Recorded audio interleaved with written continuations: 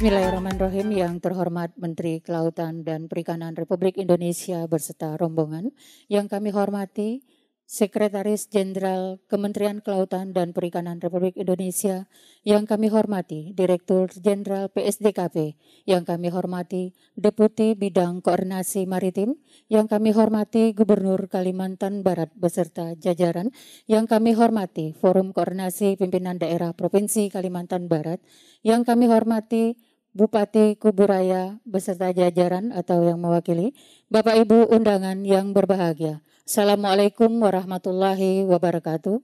Selamat pagi, salam damai sejahtera untuk kita semua.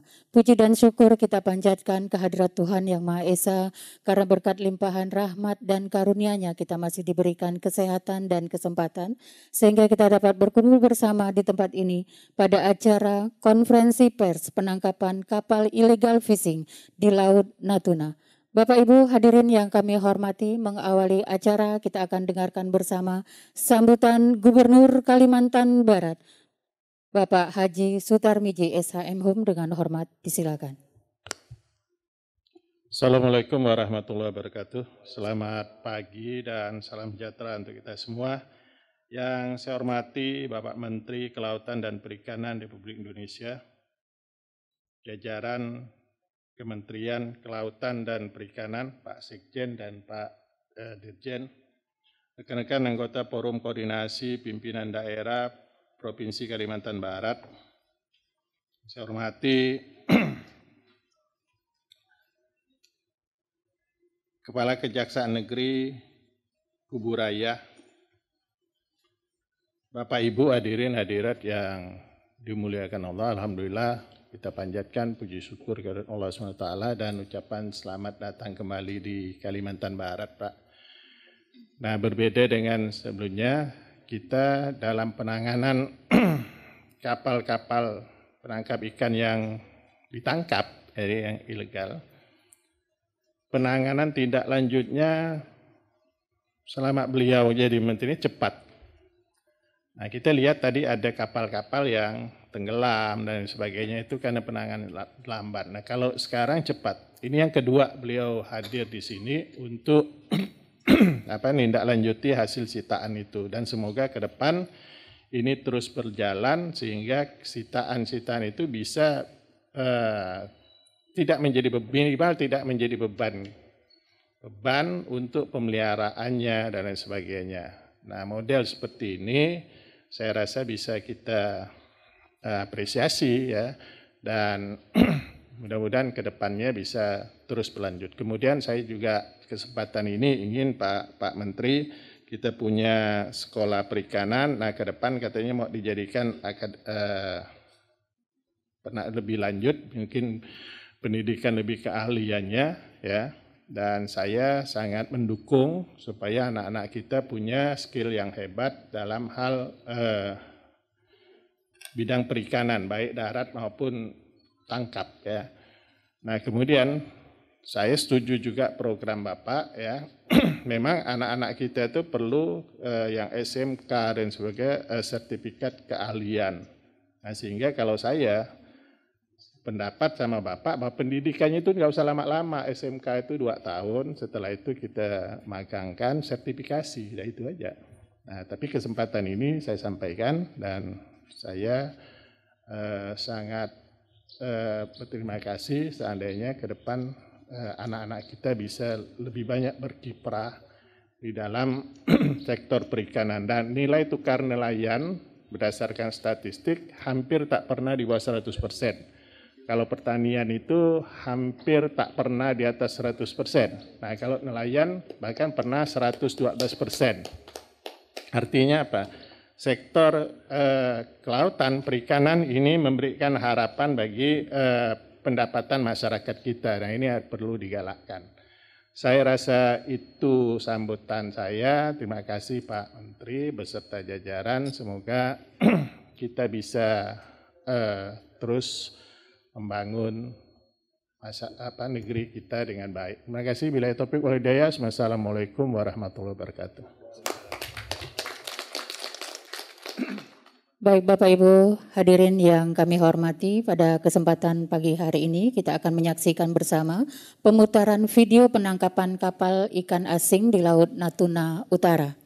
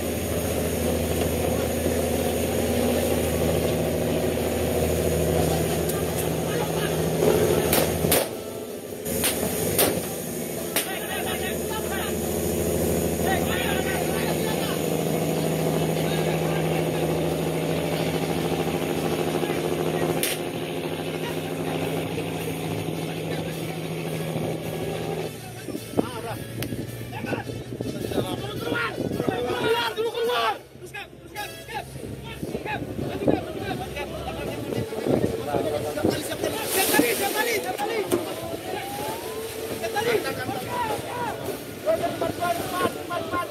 kau. Awas di belakang. Jongkok. Terus jongkok dia.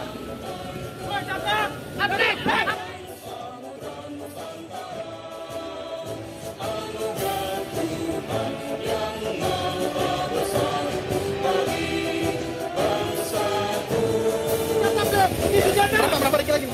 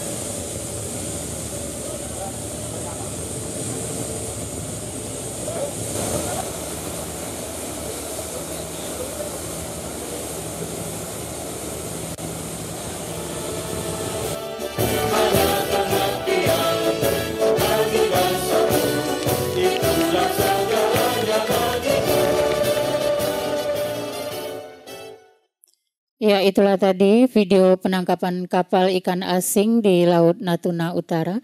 Baik Bapak dan Ibu hadirin yang kami hormati, selanjutnya konferensi pers Menteri Kelautan dan Perikanan Republik Indonesia, Bapak Edi Prabowo, dengan hormat kami silakan.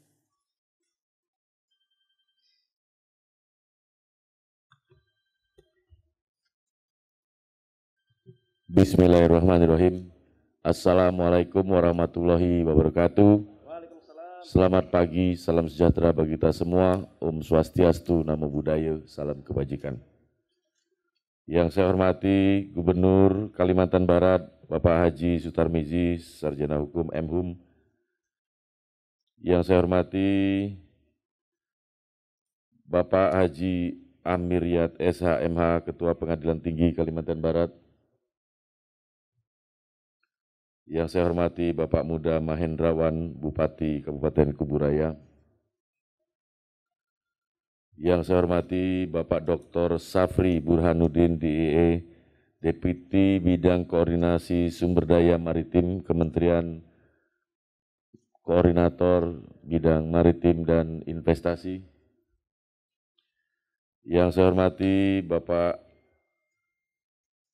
Komisaris Jenderal TNI Antam November, Sekjen Kementerian Kelautan dan Perikanan. Yang saya hormati Dr. TB Hairu, Dirjen PSDKP Kementerian Kelautan dan Perikanan. Yang saya hormati dan Lantamal atau yang mewakili. Yang saya hormati Pangdam 12 Tanjung Pura atau yang mewakili. Yang saya hormati Bapak Kapolda Kalimantan Barat atau yang mewakili. Yang saya hormati Kepala Stasiun PSDKP Pontianak dan jajaran, para nahkoda, perwira kapal pengawas perikanan, serta awak kapal pengawas yang sangat saya banggakan. Hadirin yang berbahagia. Rekan-rekan media yang terima kasih sudah berkenan hadir dalam pertemuan yang mulia ini. Puji syukur marilah kita panjatkan atas kehadirat Allah Subhanahu wa Ta'ala, Tuhan yang Maha Kuasa, yang telah memberikan limpahan rahmat dan karunia-Nya kepada kita semua, sehingga kita masih diberikan kesehatan dan kesempatan untuk terus bekerja dan mengabdikan diri kita untuk kepentingan bangsa Indonesia yang kita cintai ini, dan selalu tetap semangat di tengah pandemi COVID-19. Terima kasih yang sebesar-besarnya kami sampaikan kepada Gubernur Kalimantan Barat dan jajarannya, serta seluruh perwakilan instansi terkait yang tidak bisa saya sebutkan satu persatu atas dukungan dan kerjasamanya selama ini. Hadirin sekalian yang saya hormati, Dalam video yang tadi sudah diputar, kita menyaksikan betapa tidak mudah penangkapan yang dilakukan oleh kapal pengawas Orca 03 dan KP Hiu 11 terhadap 2 kapal pelaku illegal fishing yang berbendera Vietnam KG 91920 TS dan KG 95732 TS di Laut Natuna Utara pada 15 Juli yang lalu. Saya mendapat kabar bahwa pengejaran itu sudah berlangsung 3 jam. Tapi saya yakin 3 jam ini termasuk yang paling singkat, karena ada yang pernah sampai 5-6 jam. Benar, Kapten? Untuk itu, perkenankan saya memberikan apresiasi kepada jajaran Ditjen PSDKP, khususnya awak kapal pengawas yang dengan penuh keberanian dan kegigihan mengamankan sumber daya dan laut kita dari pelaku illegal fishing. Saya perlu informasikan kepada teman-teman media bahwa di saat kita semua masih menghadapi COVID-19, di saat kita semua diminta untuk ada di rumah, awak kapal pengawas masih terus berjibaku, menjaga setiap jengkal laut kita, dan menangkap banyak kapal ikan asing ilegal. Kalau tadi dilihat drama, kenapa harus terjadi pendekatan dari samping? Kalau Anda lihat tadi ada 2 tali kapal yang begitu panjang, begitulah modus yang selalu dilakukan oleh mereka. Mereka mengikat kemudi kapal, kemudian gasnya dipencet pull, diberi pemberat, kemudian belakang kemudi dikasih biasanya jaring, apa yang mereka miliki untuk menghalau, menghambat kita. Karena resikonya kalau itu tadi kena baling-baling kapal kita, sudah tinggal cerita saja, mereka tinggal lari ke perbatasan.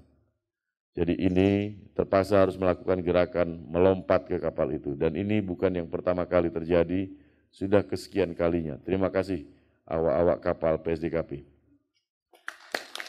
Sejak kami diberikan tugas oleh Bapak Presiden Republik Indonesia pada bulan Oktober 2019, kami memang memilih kebijakan aksi dalam memberantas illegal fishing.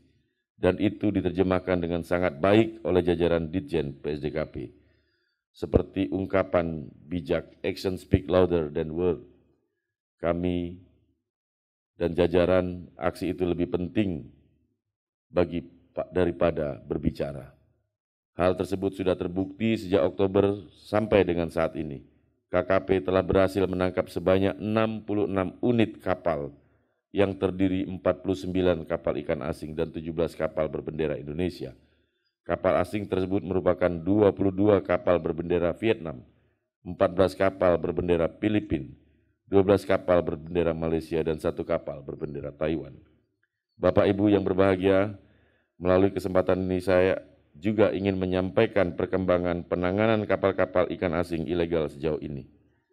Sampai dengan saat ini 16 kapal telah mendapatkan putusan hukum berkekuatan tetap inkrah, 4 kapal dalam proses banding, 7 kapal sedang dalam proses sidang, 10 kapal proses P21, 9 kapal dalam proses penyidikan, 2 kapal dalam proses pemeriksaan pendahuluan, dan 1 kapal dikenakan tindakan lain, tenggelam karena melakukan perlawanan. Ini menunjukkan komitmen aparat penegak hukum di Indonesia sangat kuat dalam memberantas illegal fishing. Jadi perlu saya ulangi, kami sangat tegas dalam hal ini. Bahkan jika pelaku illegal fishing melawan di tengah laut, saya sudah perintahkan jajaran untuk tidak segan-segan menenggelamkan sesuai dengan ketentuan dan SOP yang sudah kita miliki. Adapun terhadap 17 kapal ikan Indonesia, 2 kapal diproses hukum karena terkait dengan destructive fishing, sedangkan 15 kapal diberikan sanksi administrasi. Ini sebagai bentuk pembinaan kepada nelayan Indonesia. Dalam penanganan proses hukum terhadap pelaku illegal fishing, kami juga menangani ABK-nya sejumlah 343 orang awak kapal telah ditangani selama tahun 2020. Dengan rincian 21 orang berstatus tersangka, 108 orang berstatus non-justisia, proses di Kejaksaan sebanyak 37 orang, proses di Ditjen Imigrasi sebanyak 133 orang, dan 44 orang telah dipulangkan ke negara asalnya. Keberhasilan Kementerian Kelautan dan Perikanan dalam upaya pemberantasan illegal fishing tidak bisa terlepas dari dukungan pihak-pihak lain. Kami juga mengucapkan terima kasih kepada TNI Angkatan Laut, TNI Angkatan Darat, TNI Angkatan Udara, Kepolisian Republik Indonesia, Polairut, Bakamla, Kejaksaan Agung, Imigrasi, Pengadilan, dan pemerintah daerah. Oleh karena itu, kami menyampaikan terima kasih dan apresiasi kepada semua pihak atas dukungannya kepada KKP. Tidak juga kepada KPLP dari Perhubungan yang juga kami selalu berkoordinasi. Selanjutnya, sinergi dan koordinasi yang selama ini telah terjalin agar ditingkatkan dan diperkuat. Hadirin yang saya hormati, sekali lagi dalam kesempatan ini, saya secara khusus mengucapkan terima kasih kepada seluruh jajaran Direktorat Jenderal PSDKP dan awak kapal pengawas perikanan yang telah berjuang dengan gigih dan gagah berani pada saat penangkapan kapal pelaku illegal fishing. Komitmen kami untuk terus meningkatkan kesejahteraan bagi awak kapal pengawas telah kami buktikan. Peningkatan uang makan dan uang layar meskipun tidak besar tetapi membuktikan bahwa kami peduli dan selalu mendukung tugas berat kalian. Tahun ini persenjataan di kapal pengawas juga akan diperbaharui dengan pengadaan 200 pucuk senjata jenis SS2 buatan Pindad yang lebih memadai, sehingga akan meningkatkan mental dan semangat Anda pada saat operasi di laut. Yang terakhir saya minta agar kalian tetap meningkatkan kewaspadaan selalu dan berhati-hati selama bertugas di laut. Saya juga akan memberikan 2 buah pantun sebagai wujud cinta kami kepada kalian yang begitu bau-membau di tengah laut. Panjang jalan banyak dilihat, bila malam pakai lentera. Kami bekerja sama, mari bekerja sama lebih erat untuk jadikan nelayan sejahtera. Dari Pontianak ke Singkawang, banyak penjajah lidah buaya. Tetap semangat PSDKP berjuang demi Indonesia lestari dan jaya. Terima kasih. Billahi taufiq wal hidayah. Assalamualaikum warahmatullahi wabarakatuh. Selamat pagi, salam sejahtera bagi kita semua. Om Santi Santi Santi Om. Namo Buddhaya, salam kebajikan. Merdeka! Mohon izin Pak Menteri, kita ada tanya jawab dengan rekan-rekan media. Silakan yang ada mau nanya. Atau mau nanya ke awak yang meloncat tadi.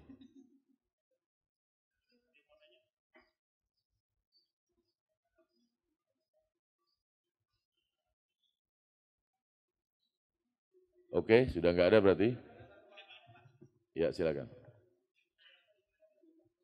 Santai aja, santai.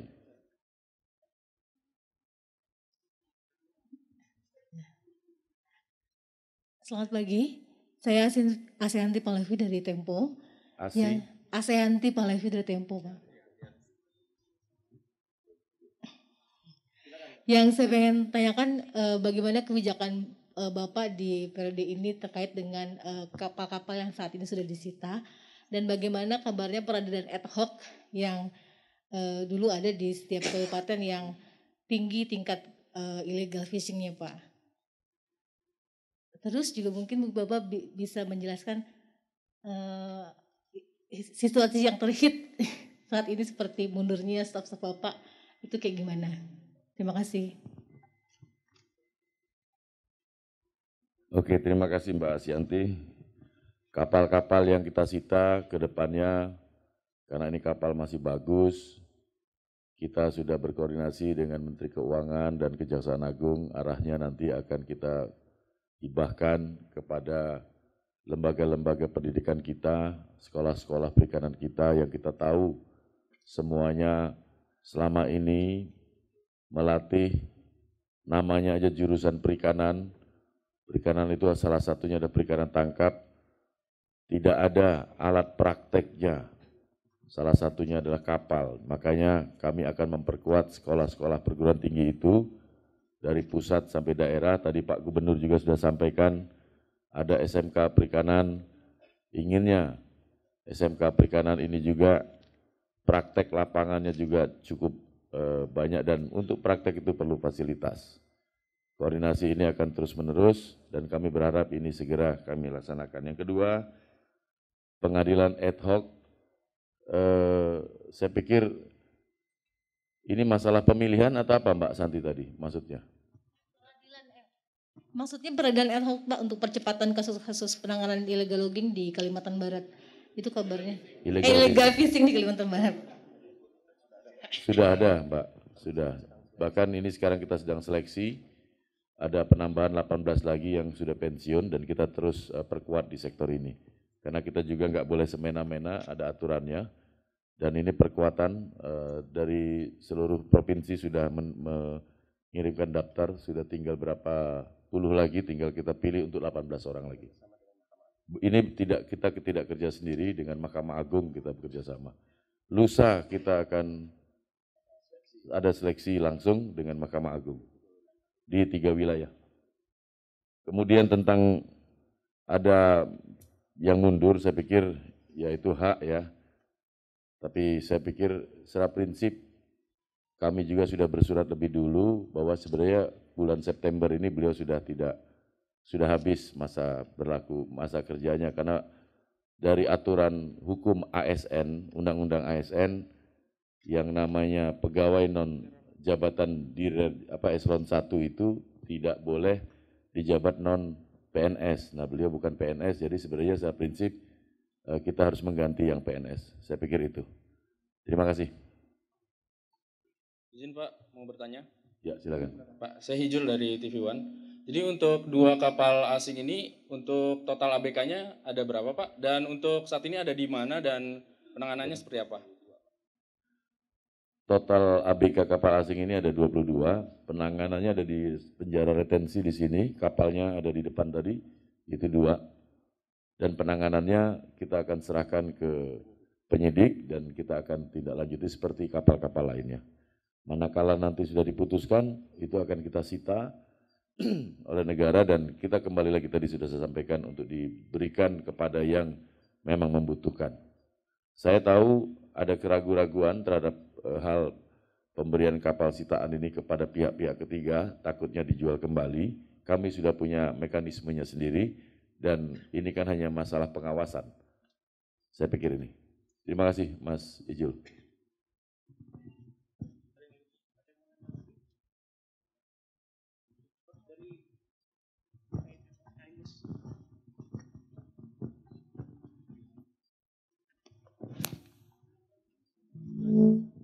Izin Pak Menteri, saya Pangeran dari iNews. Mau bertanya soal pertama, apakah bisa dikatakan bahwa penangkapan kapal ikan asing ini menjadi salah satu program prioritas KKP? Yang kedua, seberapa efektifkah sebenarnya penangkapan kapal ikan asing ini untuk memberikan efek jerak bagi para nelayan asing untuk kemudian ya pemerintah Indonesia mampu menjaga kedaulatan perairan nasional? Terima kasih. Ya, penangkapan kapal ini adalah salah satu program prioritas kami dan ini suatu kewajiban ya. Kalau dibilang program juga memang harus keharusan bagi kami yang namanya KKP, ditugaskan di KKP ini harus menjaga setiap jengkal laut kita dari pencurian kapal ikan asing. Jadi itu suatu keharusan. Dan kita tidak sendirian, kita bekerja sama dengan instansi di tengah laut, ada 6 instansi lainnya, dari TNI, Angkatan Laut sendiri, dan Bakamla dengan Polri, lewat Polairut, lewat Kejaksaan Agung, Imigrasi, Bea Cukai, ya mohon maaf Bea Cukai dan KPLP dari Perhubungan. Dan kita berharap ini akan menjadi efek jerah. Tapi kalaupun mereka nggak jerah, kita juga tetap siap. Yang jelas, ke depan kami juga tidak akan pasrah ya, kita akan terus meningkatkan kemampuan kita, terutama persenjataan. Kalau Anda lihat, senjata kita hanya dibekali oleh senjata SS1 yang kualitasnya kalau nembus kapal itu sangat tidak mungkin karena kapalnya Anda lihat sendiri di depan. Makanya sebenarnya kita punya senjata SMB, senjata mesin berat yang memang secara aturan dibolehkan, tapi perangkatnya si penembaknya harus dari organik.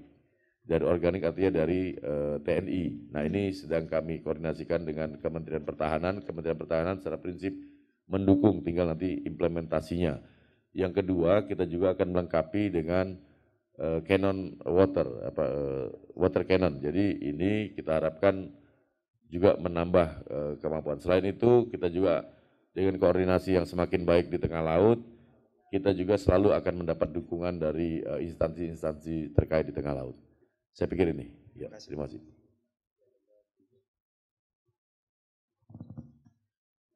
Oke. Kalau nggak ada, silakan. Izin Pak Menteri, Ilham dari Media Indonesia, Pak. Ini tadi kan sempat disebut ada kapal Indonesia juga yang ditangkap itu karena salah satunya adalah destructive fishing ya Pak ya. Berarti kan ini ada tugas KKP juga untuk membina atau melakukan pendekatan yang lebih jauh lagi kepada nelayan Indonesia supaya tidak ada perusakan di lingkungan ke laut. Baik itu sumber daya ikannya maupun terumbu karang. Ini ke depan bagaimana sih Pak dari KKP sendiri untuk pendekatan kepada nelayan di Indonesia supaya tidak lagi terjadi destructive fishing itu Pak. Terima kasih. Ya, ke depan memang sejak saya di KKP, untuk urusan nelayan Indonesia yang pertama adalah kita melakukan pembinaan. Kami sudah koordinasi dengan kepolisian. Kalau Anda lihat kan ada MOU, pernah ada MOU, sebenarnya saya tahu MOU itu sebenarnya nggak perlu karena secara konstitusi kita semua wajib saling mendukung. Namun kadang-kadang kita juga dalam kebijakan perlu bahasa-bahasa simbol kepada masyarakat supaya masyarakat tahu bahwa kepolisian itu bersama KKP dan nelayan-nelayan ini juga jangan sampai trauma dengan adanya MOU ini. Diharapkan mereka bisa mengerti bahwa kepolisian juga akan membela masyarakat dan ini Kapolri sudah sangat mendukung termasuk ke kejaksaan dan semua pihak lainnya, Kementerian Perhubungan. Ini urusannya tentang aturan-aturan. Kadang-kadang kan nelayan ini perlu pembinaan secara detail karena nggak langsung otomatis tahu. Nah ini tugas yang menurut kami yang cukup berat, tapi saya yakin dengan komunikasi yang terus intensif melakukan pembinaan, kan kita punya 150 unit kerja di seluruh Indonesia, dari semua kedirjenan, dari PSDKP juga ada. Ini yang kita minta untuk turun ke lapangan, istilahnya menjemput bola. Misalnya saja ini tentang alat-alat tangkap, ukuran alat tangkap, jenis kapal, ada juga yang markdown. Ini kita pelan-pelan untuk bina. Tapi dua hal yang kita juga akhirnya akan tidak bisa bela kalau mereka sudah melakukan destructive fishing maupun penyelundupan narkoba maupun penyelundupan bahan-bahan peledak. Ini murni adalah urusan pidana yang saya serahkan kepada pihak berwajib. Tapi selama itu mereka melakukan kegiatan penangkapan ikan dalam rangka mencari nafkah, kita berikan pembinaan-pembinaan. Tadi kan salah satu yang saya sampaikan adalah mereka yang destruktif kita proses pidana, yang lain kita pembinaan, termasuk kapalnya kita kembalikan. Nah, ini berlaku juga baik di pesisir, di budidaya. Sebagai misal sekarang ini kan di budidaya itu ditambak, sebagai misalkan banyak kalau kita mendengar para pelaku usaha tambak merasa gelisah karena banyak yang diperiksa kepolisian karena dianggap melanggar. Nah ini kita sudah bersama dengan arahan dari Menko Maritim, Pak Luhut, ini segera ditindaklanjuti, makanya beliau mengirim Deputi Bidang Maritim, Sumber Daya Maritim, jadi beliau kita sekarang sudah menangani ada 21 peraturan di pantai itu untuk bikin tambak yang menyangkut setidaknya ada 5 kementerian, departemen yang berhubungan, termasuk pemerintah daerah, kabupaten dan provinsi. Ini yang akan kita matangkan menjadi satu aturan. Intinya adalah semangatnya, karena ini sudah menjadi arahan Bapak Presiden, manakala pertama kali dilantik kami rapat sidang kabinet. Jadi tidak ada lagi aturan-aturan yang kedepannya itu membelit kita sendiri. Nah ini kita harapkan 21 aturan ini sudah didata, sudah mengerucut ke 6, tinggal bagaimana kami koordinasi, bagaimana 6 ini cuma satu aja aturan, tapi kewajiban mereka terhadap melakukan AMDAL, melakukan keseimbangan sosial terhadap pengawasan.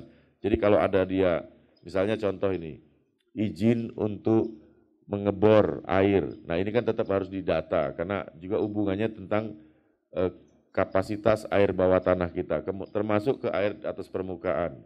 Jadi ada petambak-petambak sebagai misal dia harus narik air dari laut. Di beberapa daerah ini kan sudah dipajakin. Nah ini kedepannya kita atur dulu. Jadi diatur supaya si tempat-tempat mereka narik air yang begitu menjorok ke laut itu tidak mengganggu transportasi laut lainnya. Nah ini kita harapkan menjadi solusi dan secara prinsip komunikasi kami dengan provinsi, kabupaten, kota sudah terbuka. Tinggal nanti keputusan ini akan keputusan sama-sama.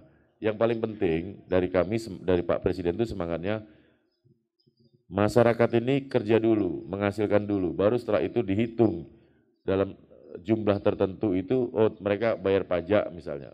Contoh tambak udang ini kan begitu besar penghasilannya. Hitungannya seperti apa? Jangan sampai ada anekdot, masa bikin tambak aja pakai IMB. Padahal maksudnya benar, tapi kan ini bisa jadi salah karena tidak diikuti.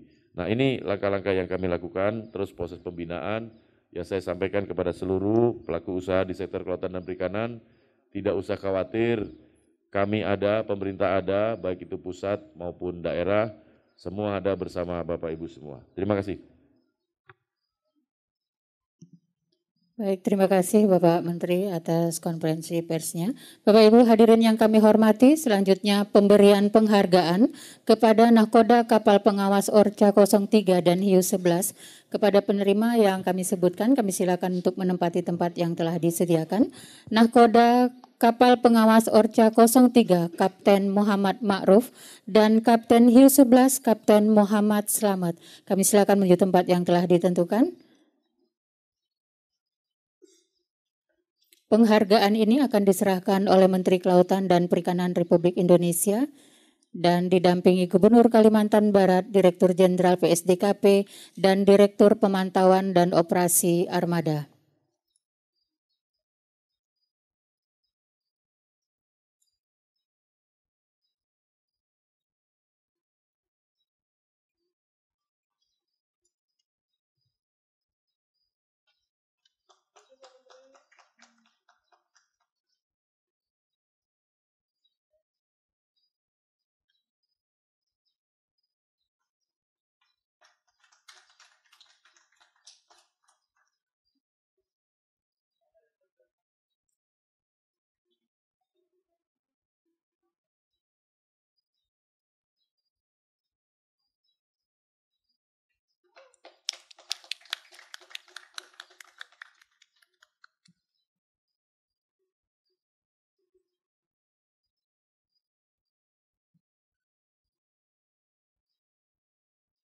Iya, dilanjutkan dengan foto bersama.